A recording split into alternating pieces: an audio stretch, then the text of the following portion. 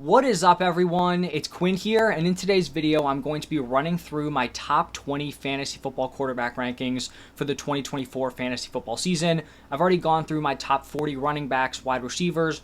We're locking in on the quarterbacks today, and then I think later on today, maybe early tomorrow, I'll have my top 20 tight ends. We're going to be splitting these quarterbacks up into tiers, and let's just get right into it. So starting off in tier 1, it seems like these guys are pretty consensus QB1, QB2. We have Josh Allen and Jalen Hurts. For Josh Allen, he has been the quarterback 1 in points per game in 3 of his last 4 seasons. He comes with that elite rushing upside, 500 plus rushing yards, and every season he's had as the starter. He had 15 total rushing touchdowns last year, so we definitely saw an increase in his red zone usage with his legs. The Bills did not have a clear goal line back. They didn't want James Cook taking on that role, so they basically just made Josh Allen their goal line back. It obviously paid off big time for fantasy. The offense does look different. No Stephon Diggs, no Gabe Davis. They brought in Keon Coleman. Kincaid should take a step forward. Brought in Curtis Samuel. I think Josh Allen will be fine, and I have him as my quarterback 1. And then my quarterback 2, Jalen Hurts, he was the quarterback 1 in points per game in 2022. Then he was the quarterback 2 in points per game last year. Another dude who has that, dual threat ability, a ton of rushing upside, 38 rushing touchdowns over the past 3 seasons. He has 28 rushing touchdowns over the past 2 years. All his top weapons are back. A.J. Brown, Devonta Smith, you have Dallas Goedert still there, and then you have the addition of Saquon Barkley. And I do think this offense should just look better with Kellen Moore at offensive coordinator. The offense was pretty out of sync, especially in the second half of last year. So I think Kellen Moore coming in, I think the offense is going to look more put together this year. So I like Jalen Hurts as my quarterback 2. Then shifting into tier 2, my QB3 is going to be Patrick Mahomes. I actually flipped Mahomes and Lamar Jackson since my last quarterback rankings video. And I just think Patrick Mahomes is set up to have a really nice bounce back. He was coming off a down 2023, was the quarterback 10 in points per game. It was by far his worst fantasy season. But looking at the changes that the Chiefs made this offseason, they drafted Xavier Worthy in the first round. They signed Hollywood Brown in free agency. You obviously have Travis Kelce still there. Rashee Rice heading into year 2. You're hoping he can kind of pick up where he left off towards the second half of last year. So this is just a much better offensive situation. Patrick Mahomes was a top 6 quarterback in points per game in each of his first 5 seasons as the starter. He has been a top 2 quarterback in points per game in 3 seasons. So I think Mahomes is going to have a nice bounce back here, and I think he's going to put his name right back up there as a high-end QB1 play. The guy that I swapped him out for, Lamar Jackson, is going to be my quarterback 4. He was the QB3 in points per game last year. He has been a top 8 quarterback in points per game in all 5 of his seasons as the starter. We know he has that nuclear upside. He has that elite rushing ceiling. He has the NFL single-season quarterback rushing yard record. Unfortunately, he hasn't, come super close to touching his 2019 season where he was like 28 points per game. And not only has he not come close because that's just a nuclear number, but I don't think he's even eclipsed 23 points per game since then. He's been the QB 8, 7, 6, and 3 in points per game. So I guess if you look at that, he is kind of incrementally getting better, going from 8 to 7 to 6, now to 3. So I think Lamar is definitely a nice option if you are shooting for a ceiling at the quarterback position. And then my final quarterback in tier 2 is going to be Anthony Richardson. He's my quarterback 5, and he just checks so many boxes that you'd be looking for with an elite upside quarterback. He's probably the best athlete to ever play the quarterback position. I mean, the dude's an absolute tank. He's crazy fast. The dude's a monster in the goal line. He can do everything rushing-wise, right? He can rack up the yardage. He can get into the end zone. He has solid weapons this year. Pittman, I know Downs is injured right now, but he should be good. At least a few weeks into the season. A.D. Mitchell, Jonathan Taylor, and then I really like Shane Steichen as the head coach. And I think he's kind of in this tier of rushing quarterback where he doesn't even need to play all that well from a real-life perspective to pay off for fantasy. We had a guy like Justin Fields who maybe wasn't playing at the highest level, but with his rushing upside, he was still a mid to high-end QB1 play just based on the legs. I'm not saying Richardson's not going to play well, but I don't think you have to think he's going to absolutely kill it to draft him here, because he can pay off even if he's just an average NFL quarterback. because, rushing production is weighted so heavy for fantasy football. So I like Richardson here in tier 2. Now shifting into tier 3, my quarterback 6 is going to be Kyler Murray, and he may be the most underrated quarterback heading into this season. He's been a very consistent fantasy option throughout his entire career. His worst season was the quarterback 11 in points per game, and that was as a rookie. So even his rookie year, he came right in, was a QB1. Last year, he was the quarterback 9 in points per game, coming off a torn ACL. I think a lot of people, even including myself, thought he really wouldn't be a great option, last year because he was going to come in mid-season. The legs weren't going to be there. That's a big part of his production fantasy-wise, but he still gave you decent production. He was a fine starter, week in and week out. From 2020 to 2022, he was the quarterback 3, quarterback 4, and quarterback 7 in points per game. This is probably the best group of weapons he's had in his entire career, with Marvin Harrison Jr. coming in. Trey McBride was really breaking out over the second half of last season. And then I think we should see some improved rushing production now a full season removed from that torn ACL. So I think he's someone you draft him here as a mid-tier QB1. He could definitely finish in that range, but I also think he has legit high-end QB1 upside. And for whatever reason, it seems like he's being a little bit disrespected. He always seems like someone who gets a little bit of hate. He's kind of the butt of the joke sometimes. But I think he's a great option here as the quarterback 6, and you're going to probably be able to draft him a little bit lower than this. You have guys like Stroud, Burrow, you're going to see those guys go ahead of him, and I don't necessarily think they should. So my quarterback 7, continuing on with tier 3, is going to be CJ Stroud, and I do like Stroud, but I also think he's being a little bit overdrafted this season, and this is not like me being anti-CJ Stroud the player. I think he's great. He had an amazing rookie season. He has a stacked wide receiver room with Nico Collins, Tank Dell, Stephon Diggs. You'd assume the Texans are going to be more pass-heavy this season, really put more of a workload on CJ Stroud with all those stud weapons. But I do just think his ceiling is limited based on the lack of rushing production. This is something I'm going to mention for pretty much every quarterback because rushing is king when it comes to quarterback production for fantasy.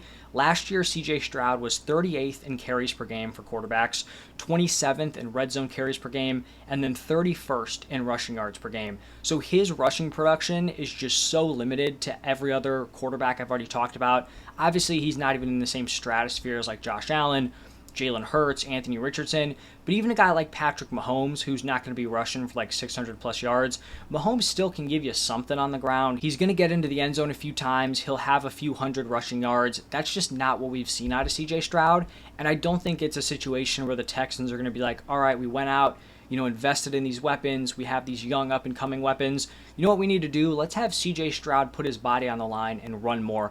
I just don't think that's, in the cards here for CJ Stroud. So I think he's fine. Probably not going to have many shares of him because he's kind of getting drafted like in that Richardson, Lamar Jackson range. That's too rich for my blood, but have him here as the quarterback 7.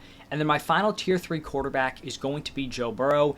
And he was rough in 2023. No way around it. He was pretty much unplayable when he was on the field, and then when he wasn't on the field, he was injured, and obviously you weren't going to be playing him. He was the quarterback 21 in points per game, and that just really came down to injuries. It really just derailed his entire 2023. But we look back 2022 when he was healthy, had his weapons, Jamar Chase, T. Higgins, those guys are still there. He was the quarterback 4 in points per game. He has a fine rushing floor, kind of like in that Patrick Mahomes area. In 2022, he rushed for 259 yards, 5 touchdowns. He's obviously not dominating in that area, but he's at least giving you something, to kind of supplement his passing production. So that's tier 3. My quarterback 9, starting off tier 4, is going to be Jordan Love. He was the quarterback 5 in points per game last year. Was an overall down year for quarterbacks, but still very impressive considering that was his first season as the starter. I think this Packers offense should just continue to get better. You have a lot of young weapons there. I mean, Jordan Love, still pretty young in his NFL career. The wide receivers, you have Watson, Dobbs going into year 3. You have Reed, Wicks, Musgrave, Kraft going into year 2. They brought in Josh Jacobs, drafted Marshawn Lloyd. Might not be a huge factor now that he's kind of banged up, but I think Jordan Love's a nice option here in the top 10. After Jordan Love, I have Dak Prescott. He was the quarterback 4 in points per game last year, and he's obviously coming off a very, very impressive season, especially when you consider the fact that he did not have some sort of like stacked group of weapons. It was like CeeDee Lamb, Schultz, and that's pretty much it. Didn't even get a ton of help from the running backs. Pollard was disappointing.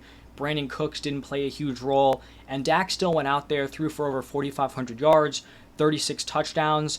I think he's in this spot like some of the other quarterbacks I talked about where he doesn't have the rushing upside, so it's tough to see him having like that nuclear season, especially considering the fact that he doesn't have like an amazing group of weapons. I think he's a solid back-end QB1. I do think though if you're drafting him expecting him to just repeat exactly what he did last year, that might be wishful thinking. I mean, like a career year, still not a great situation around him here. Obviously, he has CeeDee Lamb, Dalton Schultz, but still, it's not like a, CJ Stroud situation or a Caleb Williams type situation. So I think he's a fine pick as like a back-end QB1. And then my final tier 4 quarterback, the guy I just mentioned, it's going to be Caleb Williams. And I just get higher and higher on Caleb here for redraft. We all know he has the dream year 1 situation. He's throwing to DJ Moore. He's throwing to Keenan Allen. He's throwing to Rome Odunze, Cole Kmet, DeAndre Swift. He looked great in the first preseason game. I think he's going to be a viable start from week 1 moving forward. He also has that rushing upside, double-digit rushing touchdowns in 2022 and 2023. So he's a great prospect, has a great supporting cast, seems like he's already playing well in preseason, and he has the rushing upside. I think this may actually be like underranking him. The quarterback position is just so deep at this point. So if you punt those elite options, I would be totally fine having Caleb Williams as my quarterback 1 and having him start for me in week 1. And then shifting into tier 5, it's going to be another rookie. I have Jaden Daniels, and he's another guy, looked pretty solid in his first preseason game. Definitely does not have anywhere near the same supporting cast as Caleb Williams, but I think that rushing production is going to be there from day 1. Even if the weapons aren't there, he's going to be able to use his legs, rack up the rushing production, and so I'm fine taking a swing on him if I'm punting those early round quarterbacks. And just like I talked about with Caleb Williams, I'd feel fine starting Jaden Daniels week 1. Maybe you would like to have like a Matthew Stafford, a Kirk Cousins, a more reliable option as like your quarterback 2. I think that's fine, but I think Jaden Daniels is someone who has a lot of upside, can come in as a rookie and produce right away because he does have, the upside with his legs. And then my other tier 5 quarterback is going to be Brock Purdy. I think he's just a pretty safe, high floor, low ceiling, fringe, back end QB1. He was the quarterback 7 in points per game last year. I think definitely the most appealing thing about drafting Brock Purdy is him being on an offense with CMC, Brandon Ayuk, Deebo Samuel, George Kittle, led by Kyle Shanahan. I will say, though, if he does lose Brandon Ayuk, that would suck. I don't even really know if I would drop him. Maybe he would drop like a tier, but obviously that would be disappointing, but he'd probably still stay here as the quarterback 13. So Brock Purdy, I think he's a fine option. And then shifting into tier 6, I believe this is the final tier here. We're going to start off with Trevor Lawrence. And I think this might be the year we finally get to see that fantasy breakout for T-Law. He has a solid group of weapons: Brian Thomas Jr., Christian Kirk, Gabe Davis, Evan Ingram, Travis Etienne. I'm really high on him and Brian Thomas Jr. I think those guys are going to do damage together. I think their skill sets line up very well. And he's given you fine rushing production. In 3 seasons, he's averaging 321 rushing yards per year, has also rushed for 11 total touchdowns. So kind of like in that, Mahomes area where he's not blowing you away, but still giving you something to add on to the passing. And he's been a guy who's been able to hit 4,000 plus passing yards. He just hasn't really hit in the passing touchdown department. I don't think there's any reason why Trevor Lawrence can't be 4,000 plus passing yards, 30 plus touchdowns. Like, I think that's definitely in his range of outcomes, and it definitely could happen here in 2024. After Trevor Lawrence, I have Justin Herbert, and I'm probably going to be a little bit higher on Herbert than consensus, but this is honestly the lowest I can rank someone as talented as Justin Herbert. I understand his weapons are bad. This doesn't seem like a great offense to be a part of, but in my opinion, he is a top 5 NFL quarterback, and it seems like people have forgotten just how good Justin Herbert is. He came in as a rookie and was the quarterback 7 in points per game. Then in his second year, he was the quarterback 2. Injuries have definitely hurt him over the past couple of seasons, but even being banged up last year, he was still the quarterback 8 in points per game, and that's with losing Mike Williams, Keenan Allen kind of being banged up. So I think Justin Herbert is a great late round option. Like if you just completely punt the position and you want to get Justin Herbert and someone else, ranked below him to just kind of play matchup, I think that's fair. Or if he's like your quarterback 2, maybe backing up one of those younger options that I talked about earlier on, I still like Herbert here as like a high-end QB2 play, just too talented for me to put him any lower. And then after Justin Herbert, another guy I'm probably higher on, it's going to be Matthew Stafford, and I feel like he's being a little bit undervalued heading into the season. He was the quarterback 14 in points per game last year. He's someone who's been able to flash a little bit of a ceiling. He's hit 20 plus points per game multiple times in his career, and I think maybe we're underselling this potential 1-2 punch that he could have at wide receiver. Cooper Kupp looks like at this point that he's going to be going into the season healthy. That is not something we got out of Kupp last year. And then you have Puka Nacua, who broke out, was an absolute stud as a rookie. So I feel like those two are going to be a great duo for him moving forward. He's proven it. Obviously, he's fairly safe. Seems like he has a pretty high floor. And I think he's a really nice option here as a higher-end QB2 play. And it does seem like he's kind of being buried a little bit, especially, behind a couple of the guys I'm talking about next. So not quite sure why, but I think he's a really nice pick if you are punting the position or snagging a QB2. Now, the quarterback 17 is going to be Tua. And just admitting it, I'm going to be lower on Tua than most. My issue here is that he just has such little upside. Last year, you look at his passing numbers. He threw for over 4,600 yards, 29 touchdowns. I'm looking at that, I'm thinking, wow, that's great production. You might think that was, great for fantasy. He led the NFL in passing yards. He was 5th in passing touchdowns. That led to him being the quarterback 16 in points per game. Tyreek Hill had a career year. You would think if Tyreek Hill balls out, his fantasy quarterback must have also, had great production. It just doesn't work like that because he is a complete zero on the ground.